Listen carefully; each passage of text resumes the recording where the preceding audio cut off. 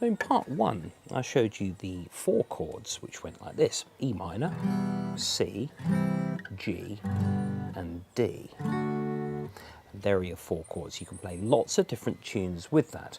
You could also start on the 3rd chord to get this sort of 4-chord axis, as they call it. So if it went E minor, C, G, D, if we start on the G and the D and E minor and C, what you've done is you just started in a different place in the chord sequence and ended up with something else. No woman, no cry. No woman, no cry. However, the original of that song is no woman, no cry. It's higher. So if you want to sing it in that key, either you have to learn a whole load of new chords, which is a good idea anyway, or you can get quite a nice sort of different sound by using this, the capo. Now, what this essentially does is it goes across the neck like this, and then it clamps all the way across. There we go. So this now is like the same as somebody putting their finger across all of the strings. Now this allows you to play your shapes in the same relative position. So this is a bit like the end of the guitar. So it's almost as though you've got a shorter guitar. So you've got this.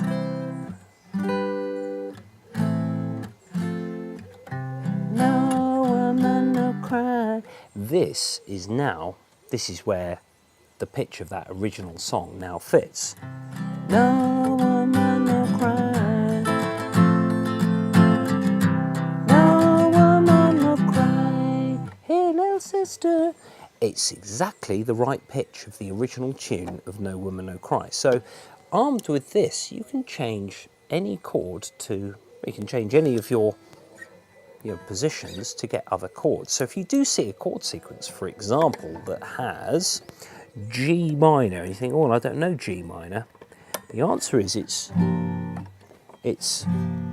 E minor, but with a capo going across at 3rd fret. Sometimes they need a little bit of adjustment, this can.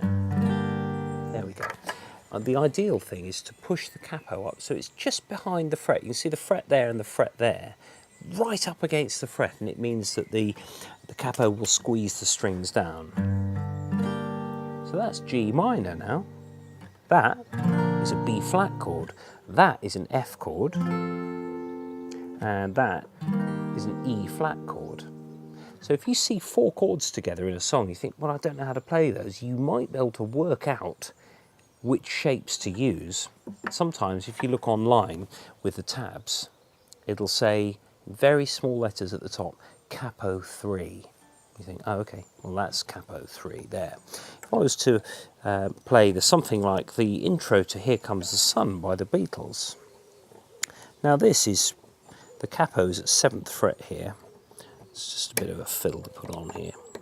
You can get, this is quite an old capo. You can get more modern ones which are a little bit easier. Ones that are literally a single release.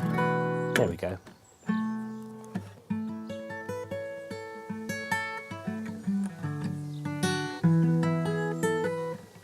There we go. That's kind of it.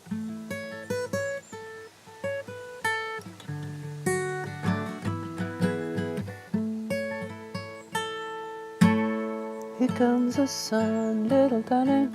Here comes the sun. That's alright. And there you go. You've got your capo chords.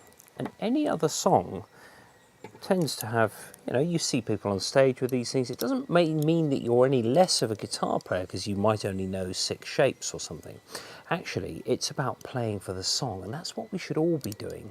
When you're playing guitar, you're playing to somebody's vocal range, which is defined. You can't ask somebody to sing higher or lower than they can actually sing. The answer is you move the capo on your guitar to make your song work better. So, your original No Woman, No Cry. Indeed, it may work better to play it at this position if you're a girl singer. No woman, no cry. It may actually work better as open chord, so it's like capoing at 0 fret, if you like. So there it is. There's the capo, and it's very capable of opening lots and lots of doors to just a few chords on the guitar. So I showed you A as well last time. Now that means that an A chord at 3rd fret would be C, for example. Now the other way of doing this, of maybe not having a capo at all, is to actually use one finger to play what's called bar chords. Now that's a bit more tricky because you've got to make that finger cover all 6 strings. And when you first try and do it, the answer is you have to kind of do exactly what this is doing. You have to make your finger flat from knuckle to tip so that it presses down equally across all of the strings. And the best way to do that is to bring your hand round the neck, so you've got your thumb there and you've got your index finger, which is straight from the knuckle all the way to the tip. And then for the other fingers to be flexible. So usually you would bar an E minor shape or an E shape, and then your A shape as well, as you can see there. But you can also bar a G shape and a C shape and a D shape. But you use different combinations of fingers, and that's if you're just racing around the guitar more. But for now, get that capo working. Just move it to the particular fret and just see what sort of different sounds you get. It's like changing a cello into a violin, for example. Yeah, you can make a guitar sound really sort of twinkly if you really, make it, if you bring it up really high, for example.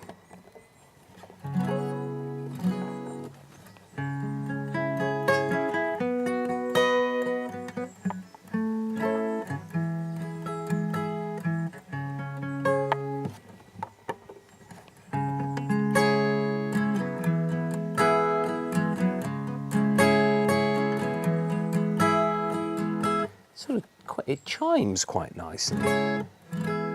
If I took the capo off and played those as it's almost like a different instrument. So there you go, the magic of the capo, and preferably buy a new one.